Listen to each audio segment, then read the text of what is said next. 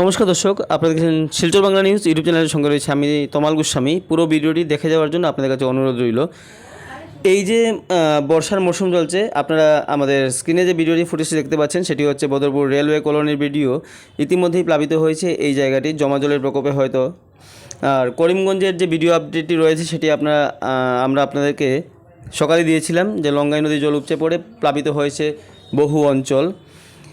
কাছাড়, করিমগঞ্জ এবং হাইলাকান্দি বরাক উপত্যকার 3টি জেলায় ইতিমধ্যে বেশ সংকটজনক অবস্থায় রয়েছে এবং বৃষ্টি থামার নামই নিচ্ছে না। বৃষ্টি যদি না থামে তাহলে আরও ভয়াবহ পরিস্থিতি হতে পারে বলে আশঙ্কা প্রকাশ করা যাচ্ছে। আমাদের আজকে সকালে আমরা আপনাদেরকে দেখিয়েছিলাম যে বেরেঙ্গা নাথপাড়ার যে বাঁধটি রয়েছে সেটির সম্পূর্ণ তথ্য আপনারা দেখেছেন এবং বুঝতেও পেরেছেন যে কী অবস্থা, কী কন্ডিশন রয়েছে। যদি বাঁধটি ভাঙে তাহলে শিলচর শহরের নিস্তার নেই, সেটিও আশা করা যাচ্ছে। এবং এই যে জায়গাগুলো রয়েছে, গত বছর বন্যার সময় আমরা যেভাবে দুর্ভোগ পুহিয়েছিলাম সেই একই দুর্ভোগ এখনও পোহাচ্ছেন বদরপুর এবং করিমগঞ্জবাসী জনসাধারণ।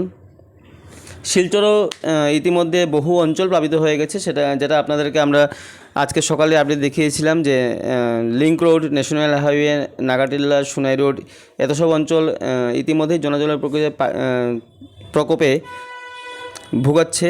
এবং এটি হচ্ছে আমাদের আজকে 4:30টার সময় আমরা যে ভিডিও ফুটেজ নিয়েছিলাম অন্নপূর্ণা ঘাট থেকে, সেই অবস্থাটা। অন্নপূর্ণা ঘাটের জল কখনো স্থিতাবস্থায়, কখনো বাড়ছে, কমছে না কোনো অবস্থায়। সেটি একটা উদ্বেগের ব্যাপার শিলচর শহরবাসীর জন্য।